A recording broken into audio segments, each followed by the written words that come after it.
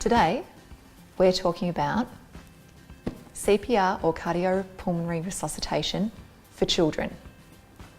We're going to be going through doctors ABC. Now, one thing that's very important with CPR is that it's not about bringing somebody back to life. A lot of people believe that you've got a heart that should be beating like this, but either stops or perhaps flutters around ineffectively, and that you need to come along and start compressing the heart to get it going on its own again. That's actually really unlikely to happen. The aim of what you're doing with CPR is simply to be compressing the chest and therefore the heart to get the blood circulating around the body to keep the brain really well supplied with blood and therefore oxygen. Because if our brain lacks blood and therefore oxygen, we can either become brain damaged or we can die. So it's not up to you to be able to fix the cause. That's up to the doctors, the nurses, the paramedics. It's simply your job to get that blood circulating around the body to keep the brain really well supplied with blood. So if the cause can be fixed, you've given them the best chance possible at a good outcome. So the steps to doing CPR, doctors A, B, C, D. Now, let's start with danger. We need to make sure that we're not going to get hurt when we go to rescue our child. And we need to make sure that they are also free from danger. Because if you're hurt, you can't help your child. So we check for danger. When there's no danger, we move on to the next step, and that is checking for response. We want to know, is the child conscious or unconscious? Because if they're conscious, they don't need you pressing on their chest. They might still be very sick, they might still need an ambulance, lights and sirens, but they don't need you doing CPR. So the way that we check for response on a child, we're going to squeeze them on their shoulders. Johnny, Johnny, open your eyes, Johnny, open your eyes, and give them a good tickle too. We're not going to pick them up because if Johnny here has been hurt in an accident and we pick him up, if he has a neck or a spinal injury, we can make that worse. So we're leaving him where he is. And hopefully, Johnny's either pushing us away or he's crying. If he can cry, he doesn't need CPR. However, if he is unconscious, we are moving on to the next step. So unconscious, no response, moving on to S, sending for help.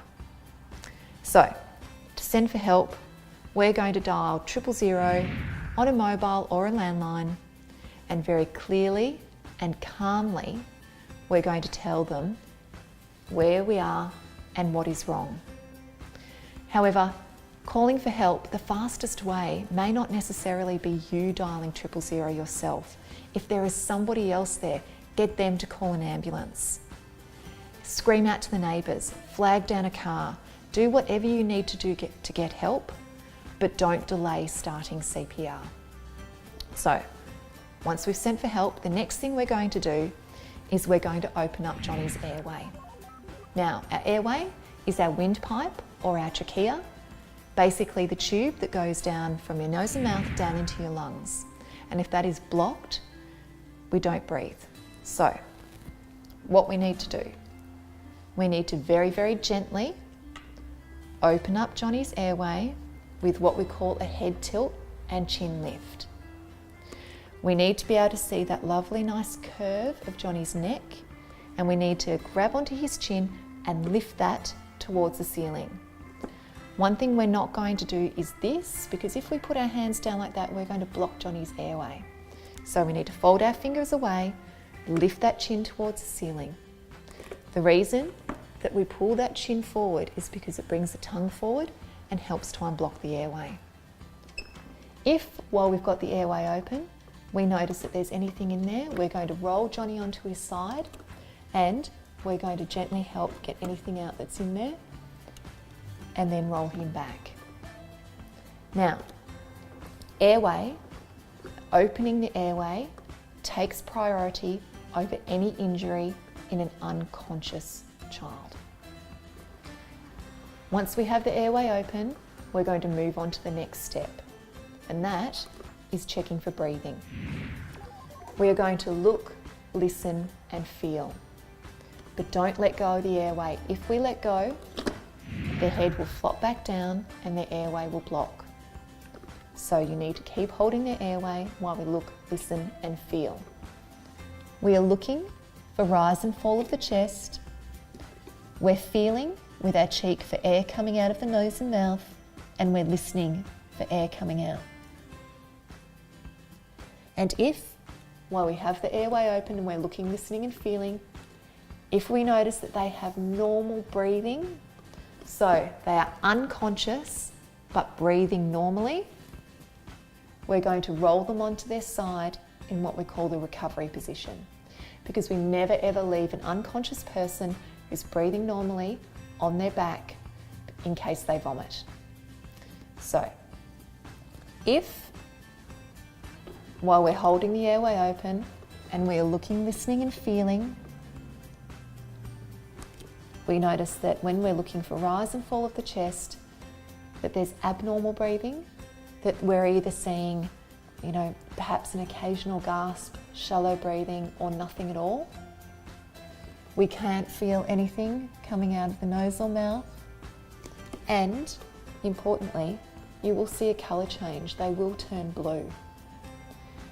If we see those things, we need to move into compressions, the next step.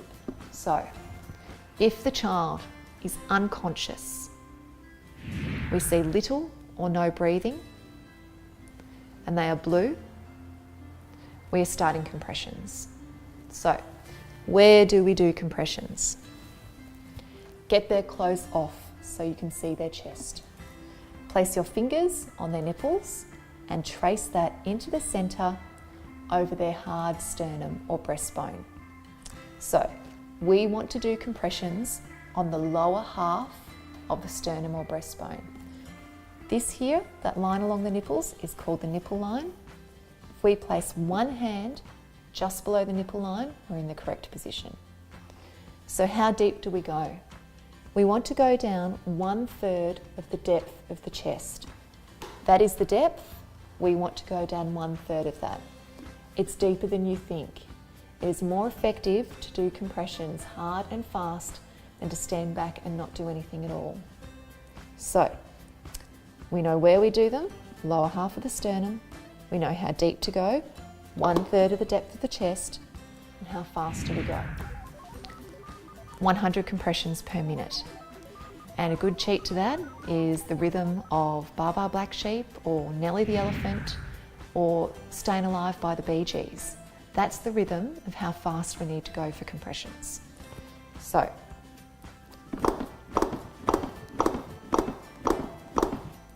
we're going to do 30 compressions to 2 breaths. Now, when we do our breaths, we need to make sure that their airway is open. We need to make sure we pinch off their nose, because if we breathe into their mouth without pinching their nose off, it's going to come straight back out again. Think about the size of their lungs in comparison to yours. As an adult, we don't want to put our full lung volume into them. So if they're half your size, you're putting in half your breath. Open the airway, pinch off the nose,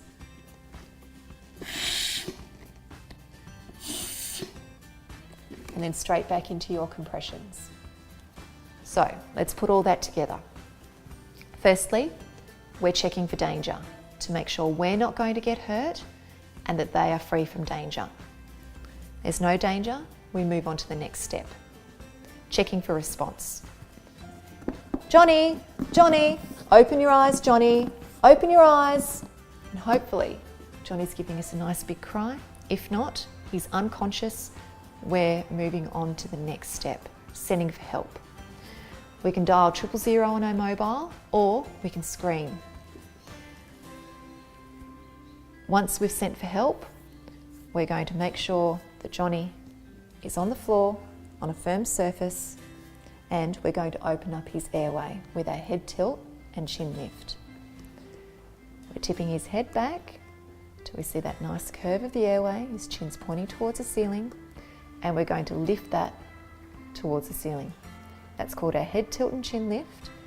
If there's anything in his airway, we can roll him over and we can let that come out. While we have the airway open, we're going to check for breathing. We're going to look, listen, and feel.